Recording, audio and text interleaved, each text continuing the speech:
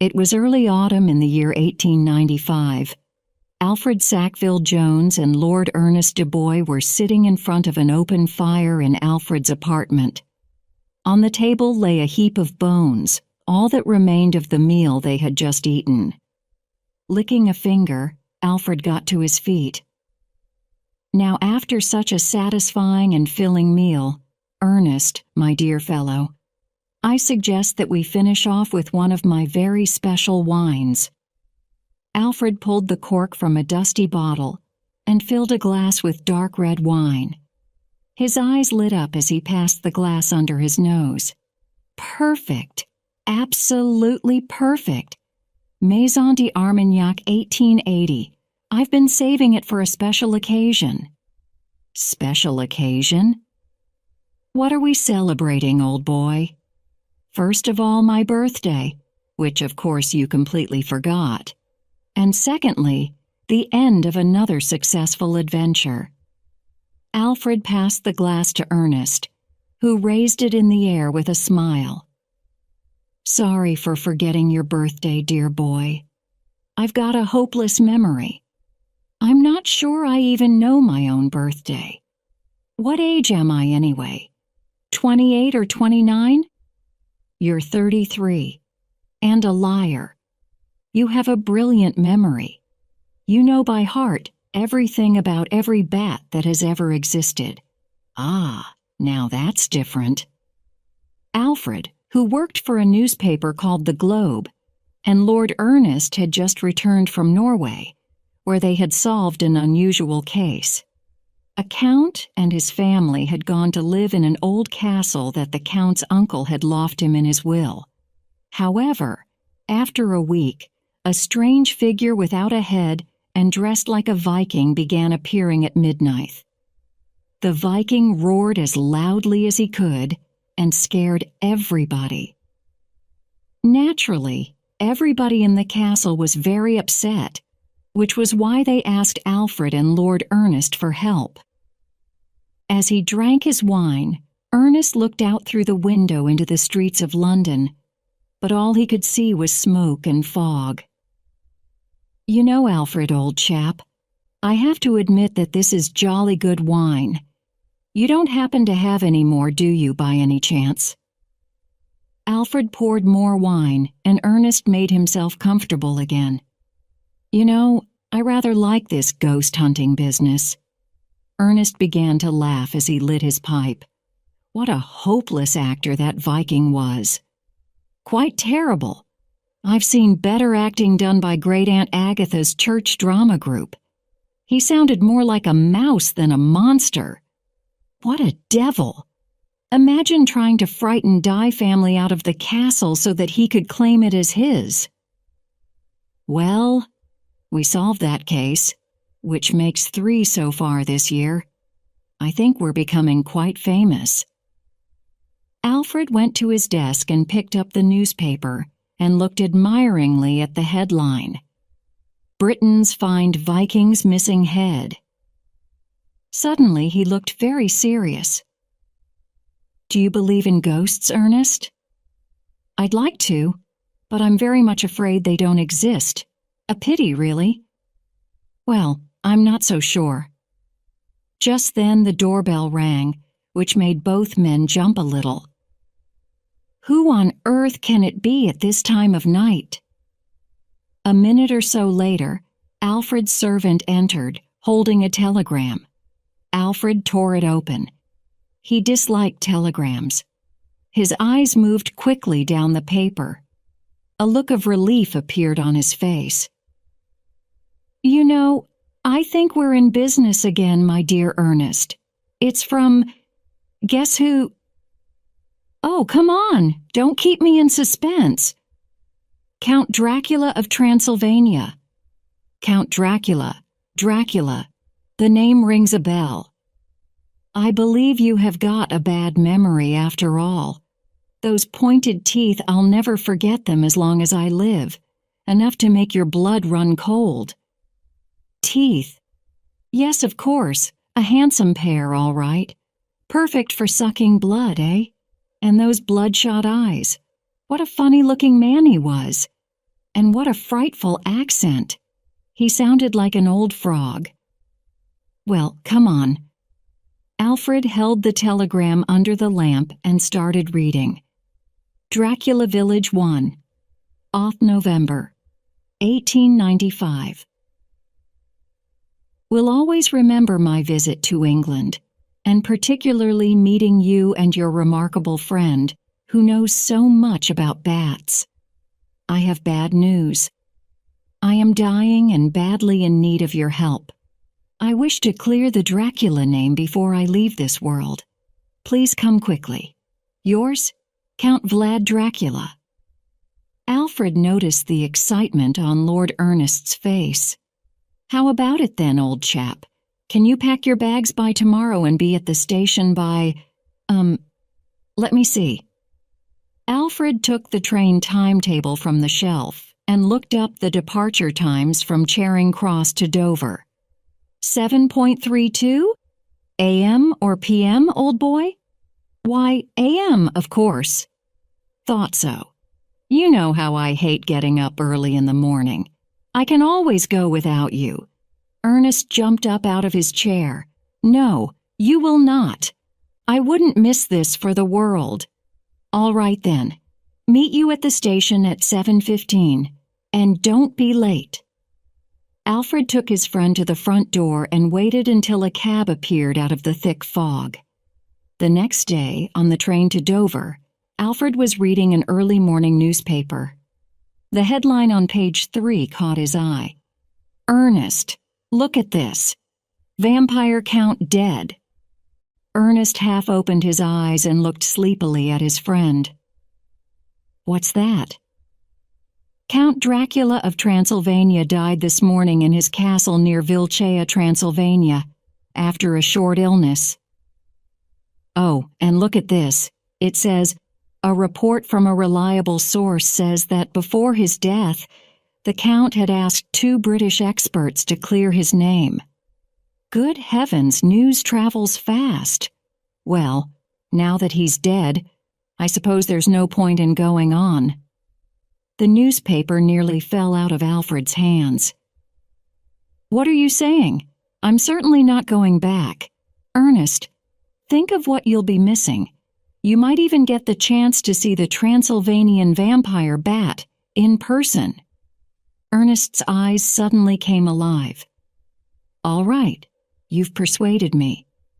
Wonderful, wonderful. Alfred lay back happily in his seat and allowed the rhythm of the train to send him to sleep. Suddenly he woke up with a start. Ernest, do you think we've got everything we need? You mean passports and so on? Well, no. I was thinking more of, protection. Let me see. I've got my derringer, my buffalo knife, and some rope. That should do. And of course I was twice boxing champion at school. Well, yes, but I was wondering whether we should have brought a cross with us and, maybe some garlic. I had no idea you were religious, old boy, and as for garlic, I didn't know you had French tastes. Ernest burst into laughter, which made Alfred feel rather silly. So he picked up his paper noisily and pretended to read. Ernest just fell back to sleep, dreaming he was in a coffin and meeting the vampire bat. A visit to Count Vlad. The journey across Europe was long and tiring. Ernest slept most of the day, waking at night to study the nightlife through the carriage window, or read his favorite writer, Edgar Allan Poe, while Alfred read endless books about famous people in Transylvanian history. By the time they reached Vienna, he knew all there was to know about every Dracula back to the 16th century. As the train made its way deeper into Dracula's country, Alfred was just finishing the 5th and last volume of El Complete History of Transylvania. Fascinating. It was partly thanks to him that the Turks didn't conquer the rest of Europe, They say he was a fearless officer, loved by his men. Who on earth are you talking about, dear fellow? I wish you wouldn't always expect me to read your mind. The first Dracula, Prince Vlad Dracula, a great chap. He had one little weakness, though.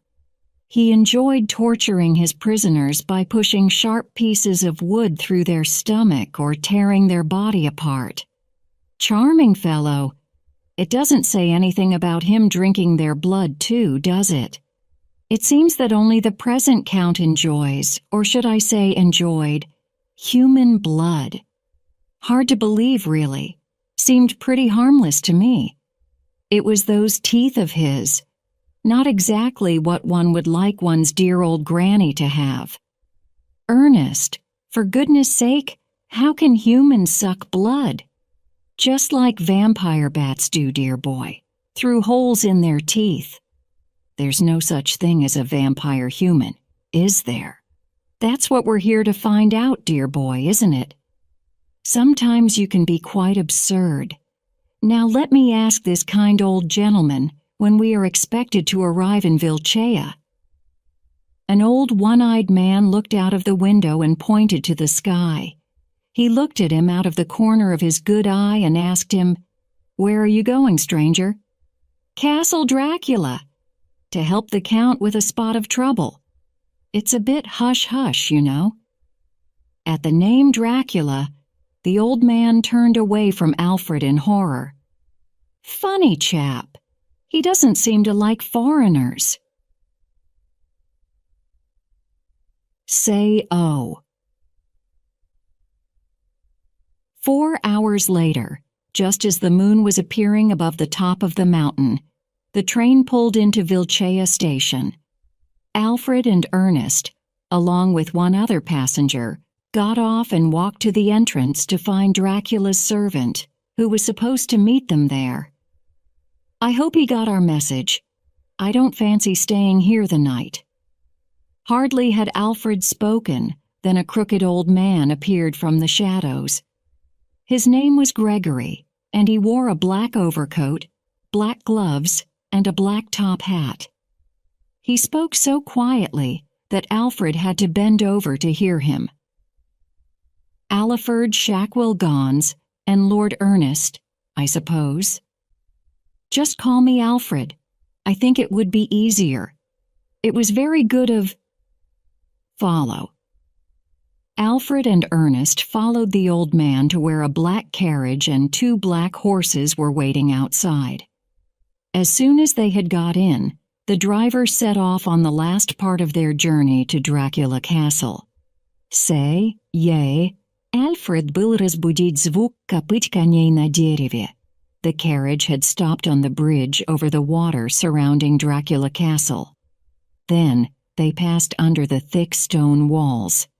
By the dim light of the carriage, Ernest caught a glimpse of the enormous old door. Did you see that, Alfred? A bat. You've got bats on the brain, dear boy. No, really, carved on the door. I'm sure it was a vampire bat. When they entered the main building of the castle, the 2 servants were standing in deadly silence, ready to receive them. They too were in black, and their unsmiling faces looked like carved stone. Rodolfo, the Count's butler, was a giant of a man, and had a large head with deep, hollow eyes. Mania, the cook, was about half his size and even older than Gregory, with a shrunken head covered in thin white hair. As Mania took them up to their room, the sound of their feet echoed through the empty castle. She said nothing, just grunted and puffed as she slowly climbed the spiral stone steps. Finally alone, Alfred threw himself on the big 4-poster bed and felt the soft velvet covers. I don't know about you, old boy, but I've been looking forward to this moment for weeks. Ernest was wide awake and examining the room with his candle. The silence is quite scary, isn't it? This place must be full of ghosts. You can't scare me, old boy. I'm so tired I'd even share my bed with a ghost." Just as he said that, he heard a tap which made him sit up with a start. Old Gregory half opened the door and held out a letter. "Mr. Alfred Shagswill, a letter from my master." "That's funny. I thought the Count was dead." "I expect he wrote it before he died." Just as Gregory had left, Ernest let out a cry from the other end of the bedroom. "You know, I think you've been given the Count's bedroom." Ernest shone his candle on the portrait of the Count on the wall. The teeth were not visible, only the dark bloodshot eyes. Alfred looked at the pillow where the Count's head once lay. "Do you mean to say that the Count died here?" "Most likely, old sport. You wouldn't like to change beds, would you?" Alfred broke open the wax seal and began to read. "Dear Alfred, I feel my life leaving me. We may not meet in this world. Whatever happens, come and see me when you arrive. I will be waiting with a warm heart. I have committed a crime, but not the crime of which I am Named. The time has come for my shame and that of others to be shown to the world. Don't leave a stone unturned, and remember, you can lead a horse to water, but you cannot make him drink. Hurrah of the vampire bat and the lover. I cannot go on. My mind and soul are preparing to leave for a better world. I leave the name of Dracula in your hands. I trust Dial. As an Englishman and a gentleman, you will tell the truth, and nothing but the truth. Your honorable servant, Count Dracula."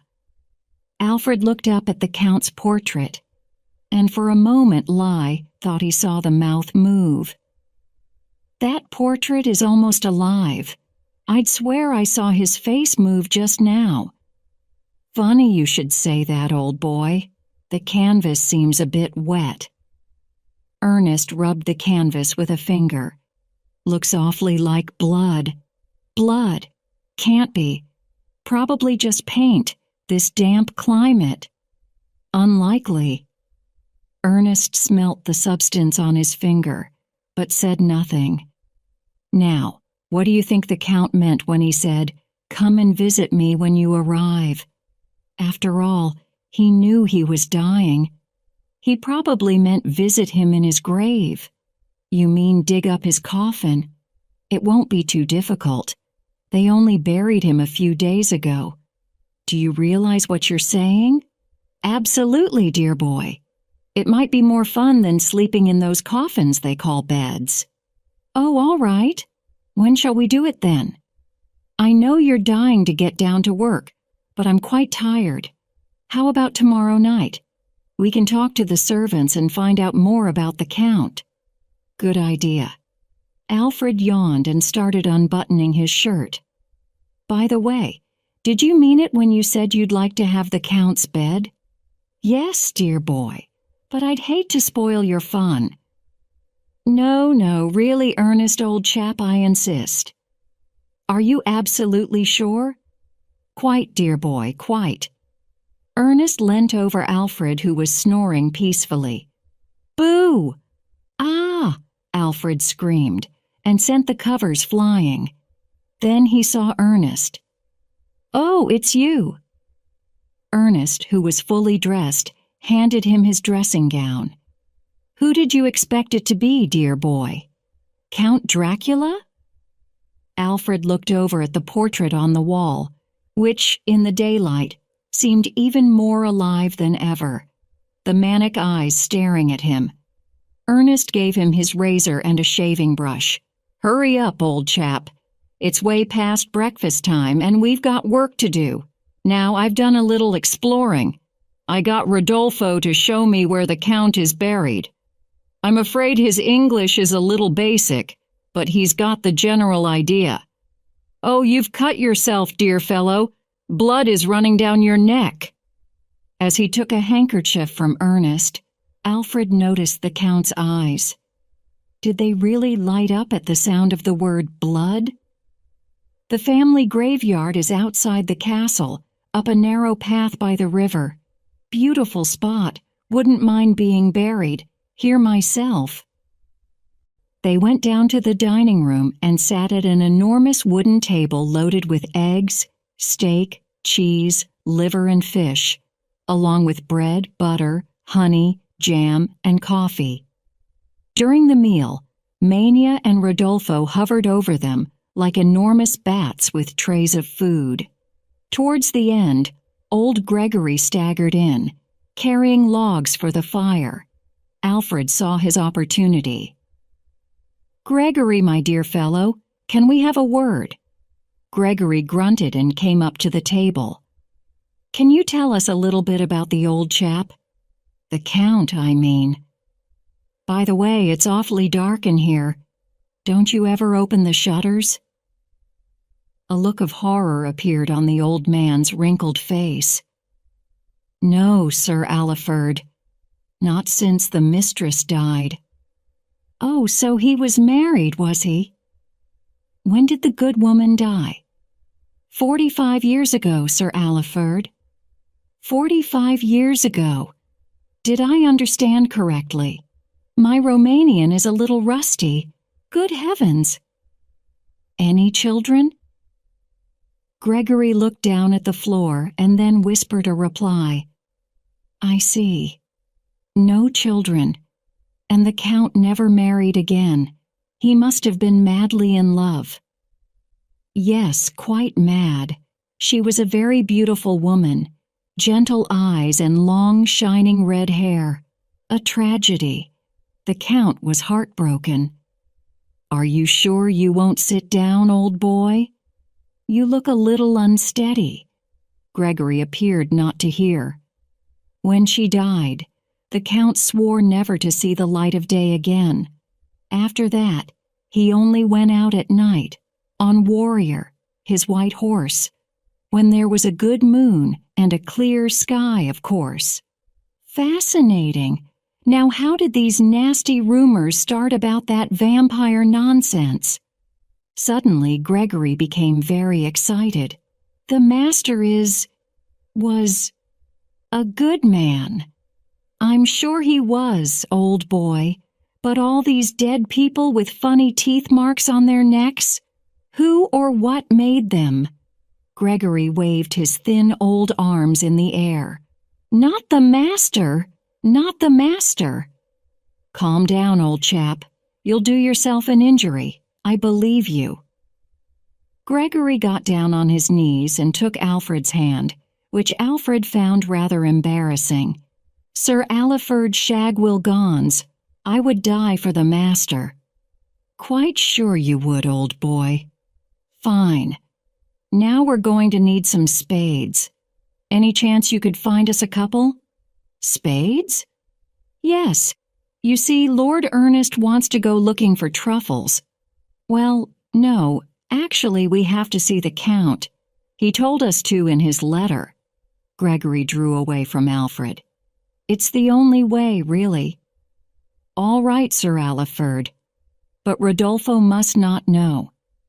Gregory looked round in the direction of the servants' rooms. "Oh, of course, we won't say a thing.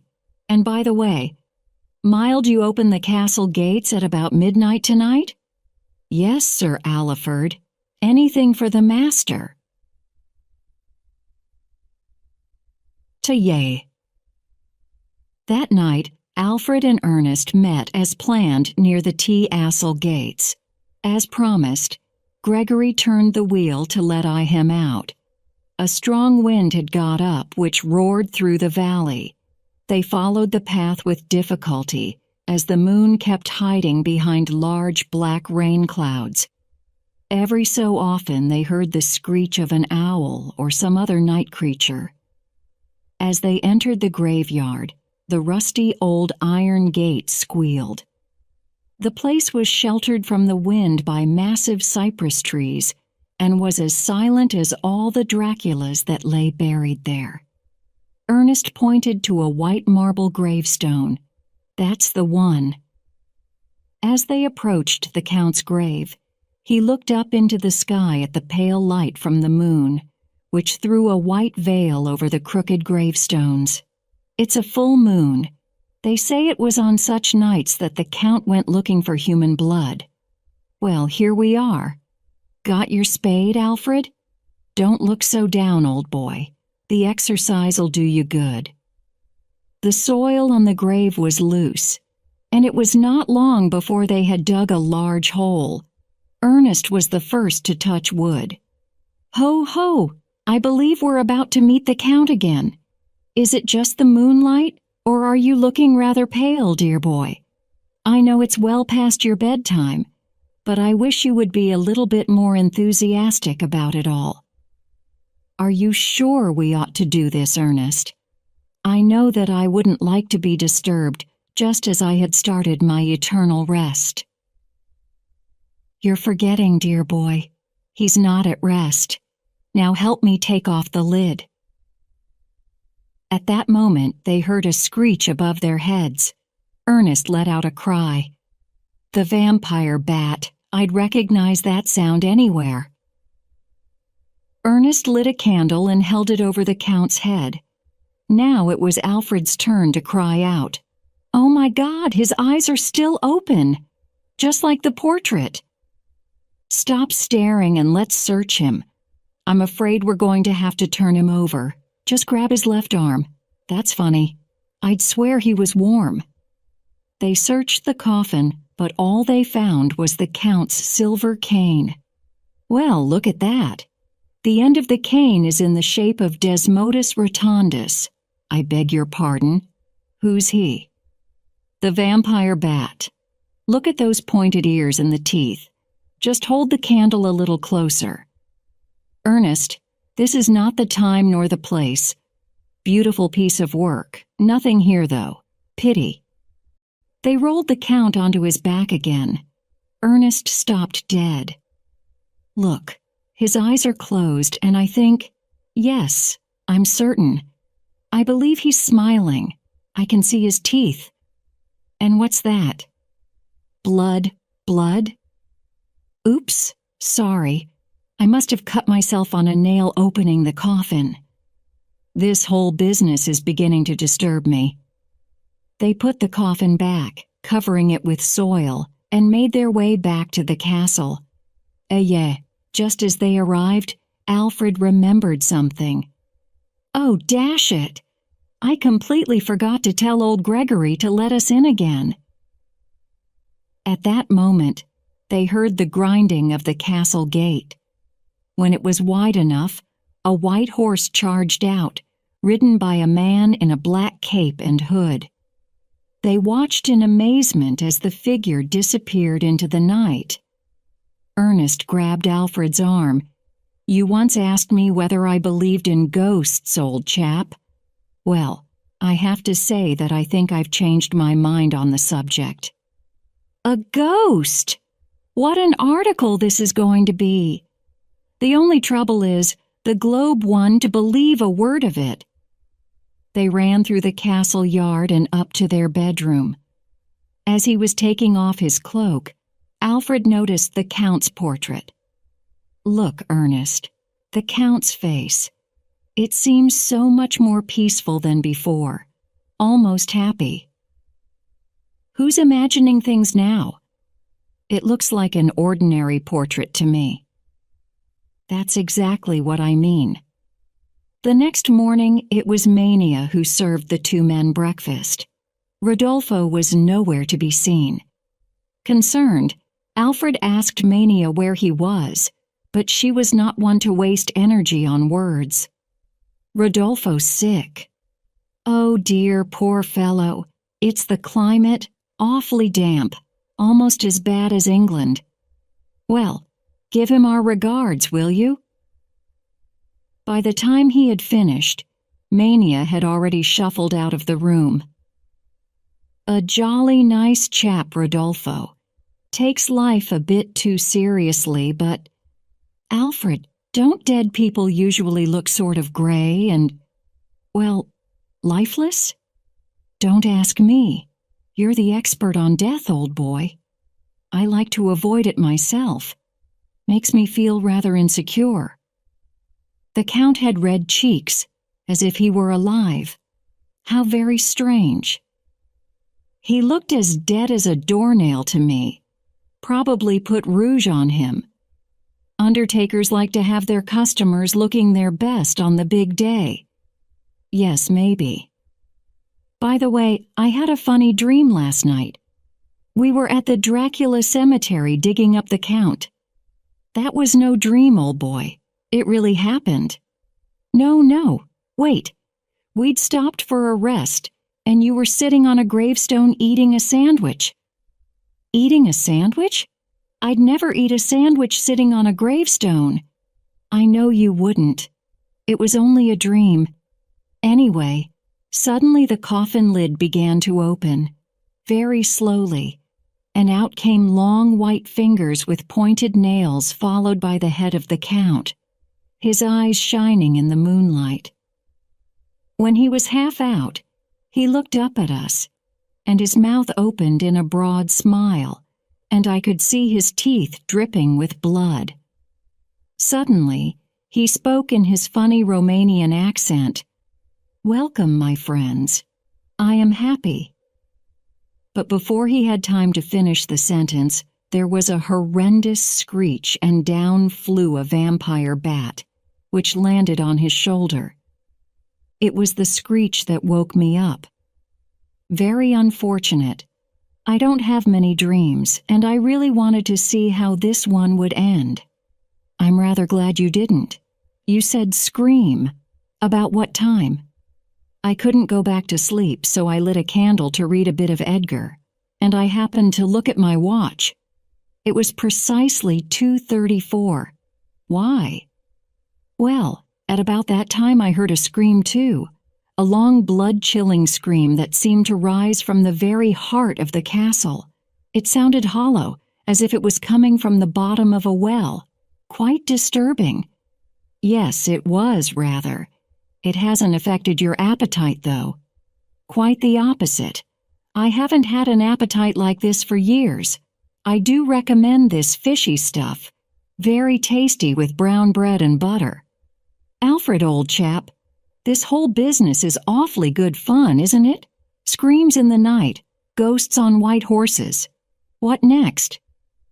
I must say, you have an odd idea of fun. As for ghosts on horses, I'm not convinced, though the resemblance was quite astonishing, I must say. Well, I suggest we go into the village and try to get some information from the locals, just as soon as you've had your fill of that fishy-looking stuff. Ugh! You should try it, old boy. Absolutely delicious. Ah, here's Gregory. I say, Gregory, would you be a good chap and run us into the village today? Lord Ernest and I feel like seeing a bit of the local color. Of course, Sir Alfred. I suppose you've noticed, Ernest, that I've joined the aristocracy. Sir Alfred, it sounds rather good, actually. Sir Alfred, M? AOA. The village was miles from anywhere, cut off from the rest of the world by tall, snow-topped mountains.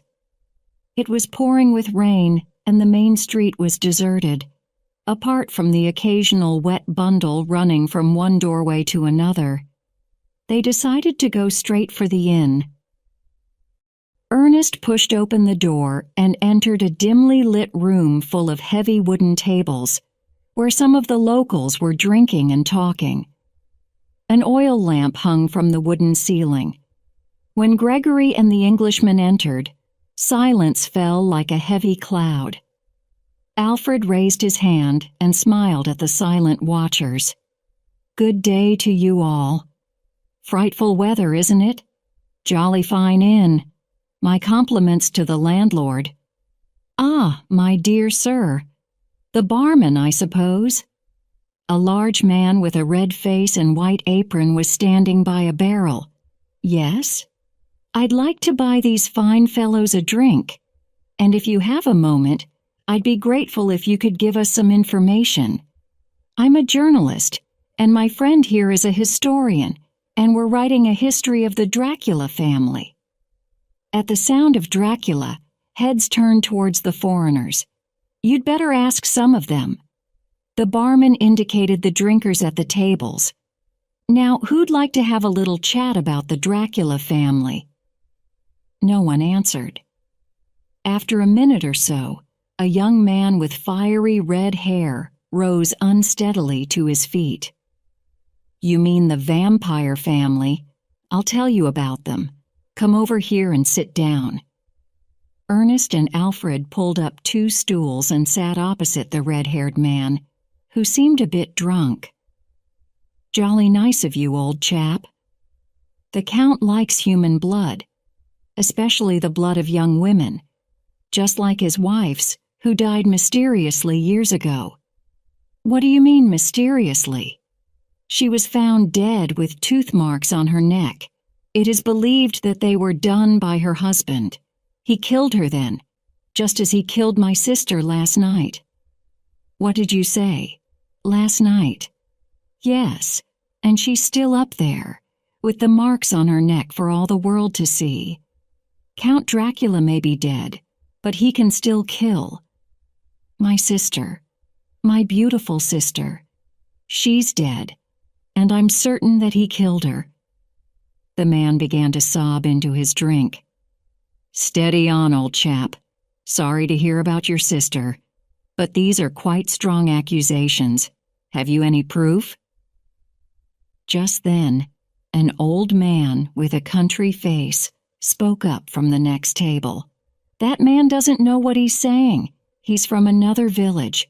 The Count was no vampire. He was a good man. He loved the people of the village.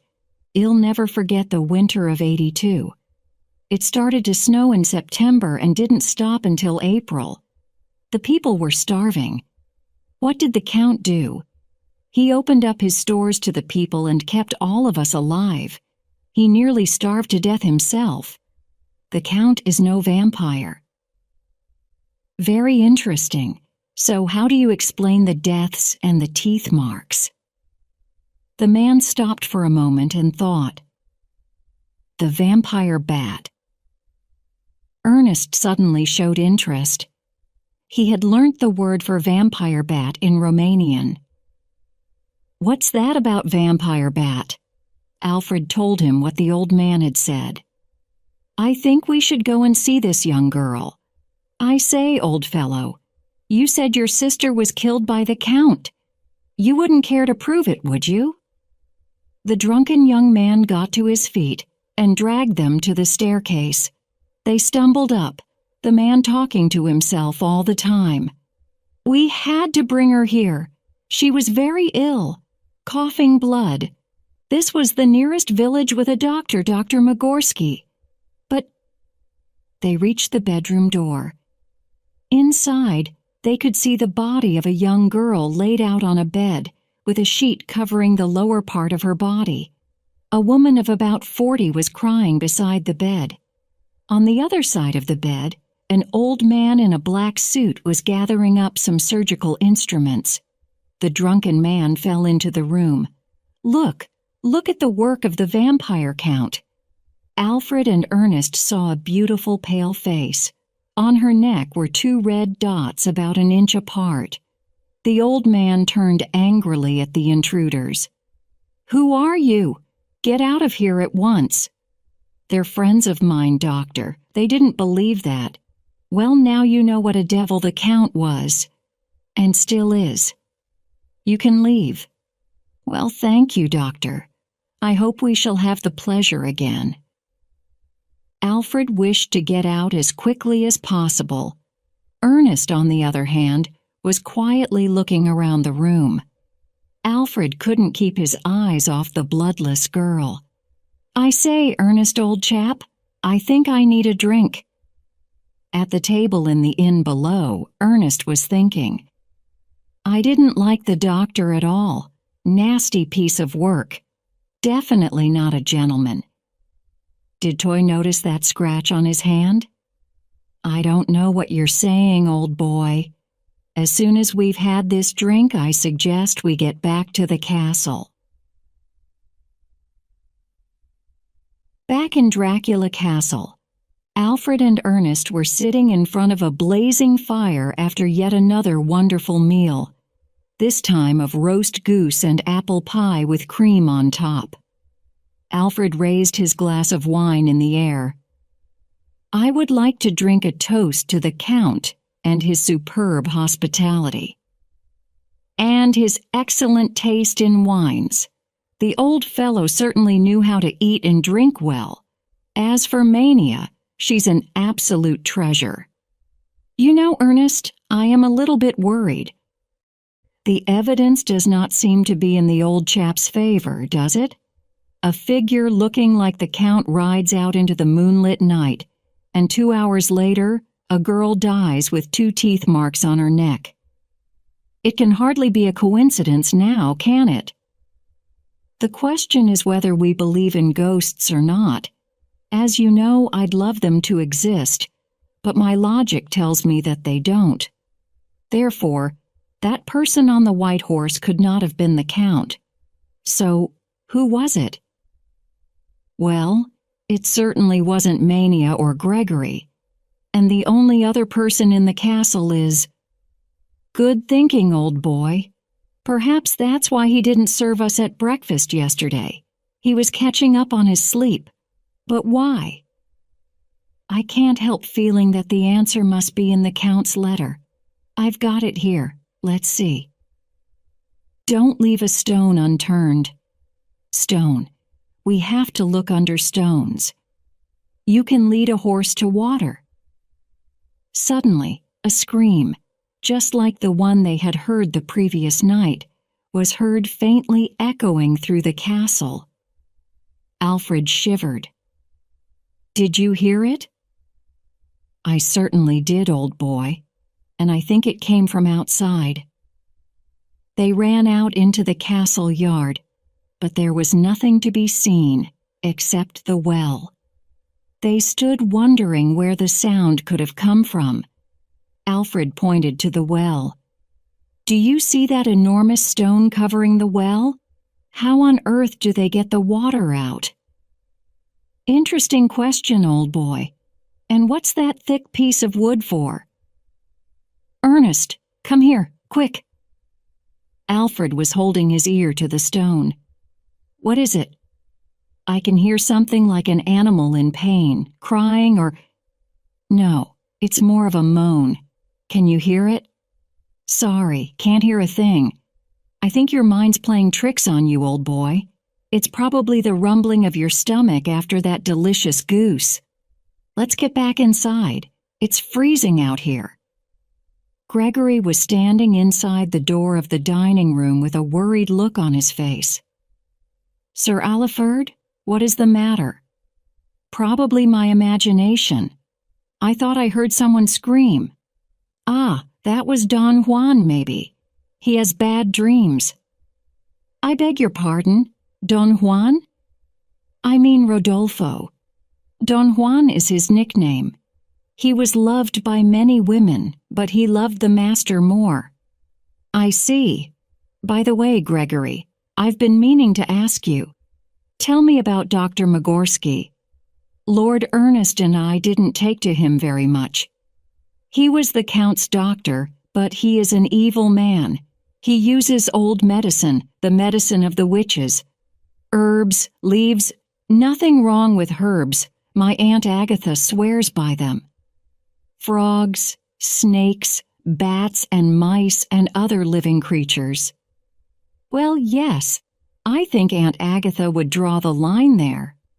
He bleeds all his patients. He says losing blood is good for you, but he does not care about health. He is a greedy man who loves only money.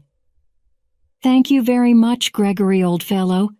Bleeds his patients. Good night, Sir Mefford. I am an old man and must sleep. Oh, of course, old boy. Sweet dreams. Alfred told Ernest what Gregory said. Ernest was intrigued. It becomes more interesting by the minute. I suggest we go for a walk before breakfast, when our minds are clear, and try and sort this out. Ernest, old boy, what has got into you? I thought you liked sleep. I wish you'd have pity on me. I'm exhausted. My dear fellow, we're on a case. We can't waste time sleeping. Say. The next morning, Alfred and Ernest got up early and went out into the yard for a walk. Through the thick mist, they saw Rodolfo near the well carrying a tray of food. Alfred was surprised. That's funny. What's Rodolfo doing? I didn't ask for breakfast in bed. Rodolfo had laid the tray on the well top and was holding an enormous piece of wood. Alfred called out. Rodolfo turned with a look of shock on his face. Bright and early, I see, Rodolfo. Or should I say, Don Juan? I wanted to ask you about this well top. How do you get the water out? The well is not used. The Count put a stone over it many years ago. I see. What is that piece of wood for? Rodolfo seemed angry. This well is not used. The wood is rotten. Looks fine to me, but I won't argue with you, old fellow. Now I must leave. Of course. Oh, don't forget your tray.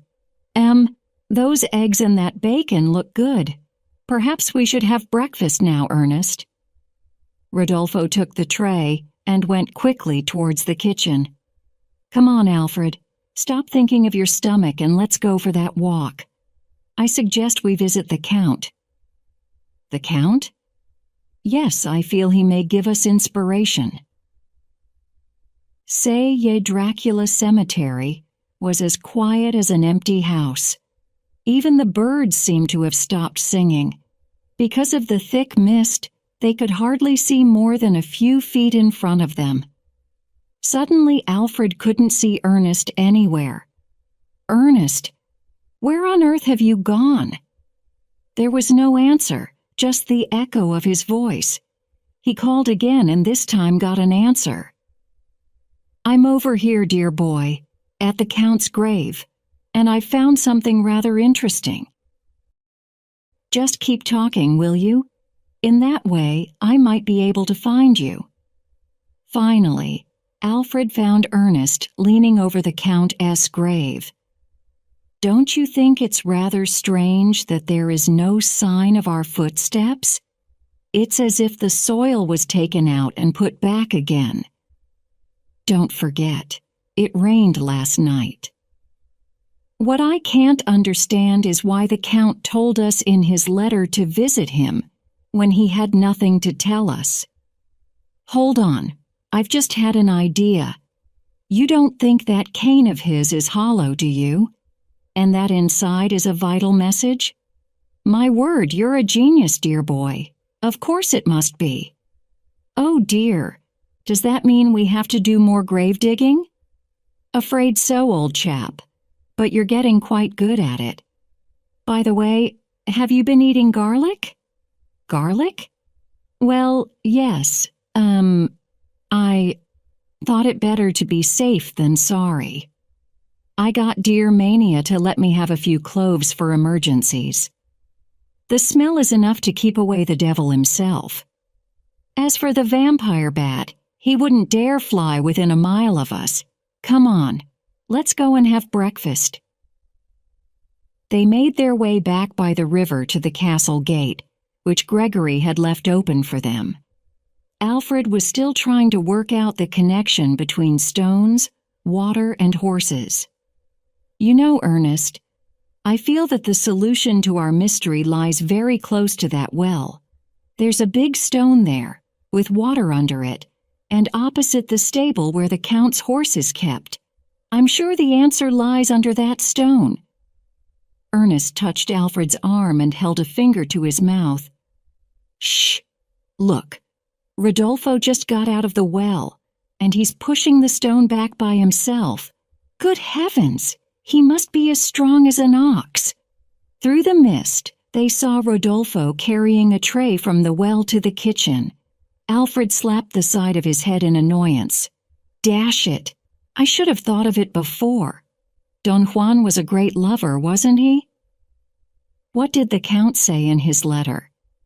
Beware of the lover. Do you think Rodolfo could be the lover?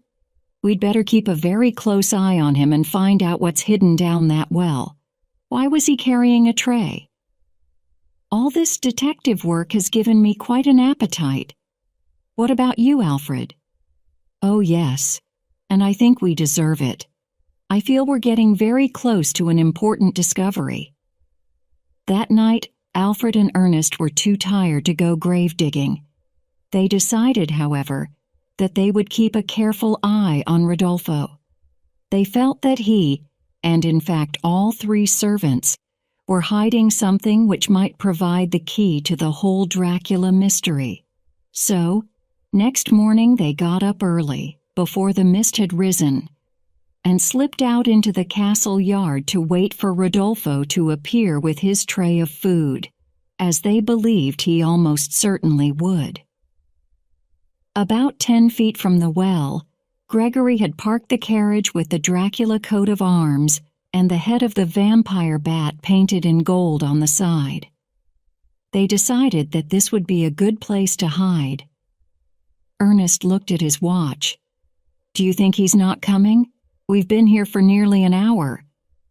Perhaps he heard us come out and realized that we're after him. Well, let's give him another 15 minutes. They waited another 15 minutes and were about to give up when they heard the kitchen door slam shut. I think it's him. Sure enough, Rodolfo appeared carrying the same tray as on the previous day. But instead of stopping at the well, he walked straight to the carriage. Ernest and Alfred began to feel uneasy. However, when he reached the driver's seat, he stopped and laid the tray on it. Then he returned to the well and, using the thick piece of wood as a lever, pushed back the stone,